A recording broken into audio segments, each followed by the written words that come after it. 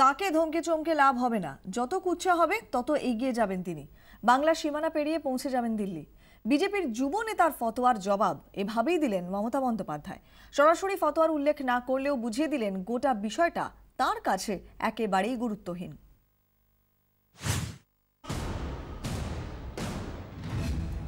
আলিগড়ের অখ্যাত এক যুব নেতা, তিনি বাংলার মুখ্যমন্ত্রীর মাথার দাম ধার্য করেছেন। উত্তাল জাতীয় রাজনীতি, কিন্তু মমতা কি বলছেন? সরাসরি ফতোয়ার উল্লেখ করেননি মুখ্যমন্ত্রী। স্বভাব সিদ্ধ ডোন্ট কেয়ার মেজাজে বিদ্রুপে বিঁধেছেন বিরোধীদের। চমকে ধমকে আমায় কিছু হবে না, আমাকে চমকালে আমি গর্জাই, আর আমাকে গর্জালে আমি বর্ষাই, আর আমাকে বর্ষালে আমি উতরাই, আর আমাকে উতরালে আমি পেরিয়ে যাই। এটাই আমার জীবন, এটাই আমার ধর্ম। এই করতে করতে এই জায়গাতে এসেছি। এ ধরনের ফতোয়া তার কাছে গুরুত্বহীন। ডোমকলের সভায় তা স্পষ্ট বুঝিয়ে দিয়েছেন মুখ্যমন্ত্রী। এক ধাপ এগিয়ে পাল্টা রাজনৈতিক লড়াইয়ের হুঁশিয়ারি দিয়েছেন গেরুয়া শিবিরকে।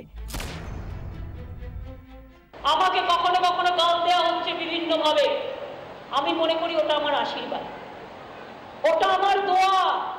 ওরা যত গাল দেবে আমরা তত এগোবো। এখন তো বাংলায় আছি, আস্তে আস্তে বাংলা থেকে বিহার, বিহার থেকে উড়িষ্যা, উড়িষ্যা থেকে ঝাড়খণ্ড, ঝাড়খণ্ড থেকে রাঁচি, রাঁচি থেকে হাঁচি, হাঁচি মানে দিল্লি, দিল্লি থেকে পাঞ্জাব, পাঞ্জাব মানে উত্তরপ্রদেশ। রামনবমী, হনুমান জয়ন্তীকে কেন্দ্র করে নজিরবিহীন দাপাদাপি সাক্ষী বাংলা। আপবিট গেরুয়া শিবির, কিন্তু বিজেপি যুবনেতার কাণ্ডজ্ঞানহীন ফতোয়ায় হঠাৎই ছন্দপতন। তাচ্ছিল্যের সঙ্গে তার জবাব দিয়ে পদ্ম শিবিরকে তাই কিছুটা বেকায়দাতেই ফেলে দিলেন মমতা। মুর্শিদাবাদ থেকে ক্যামেরায় রানা ইসলামের সঙ্গে সোমা মাইতি, 24 ঘন্টা।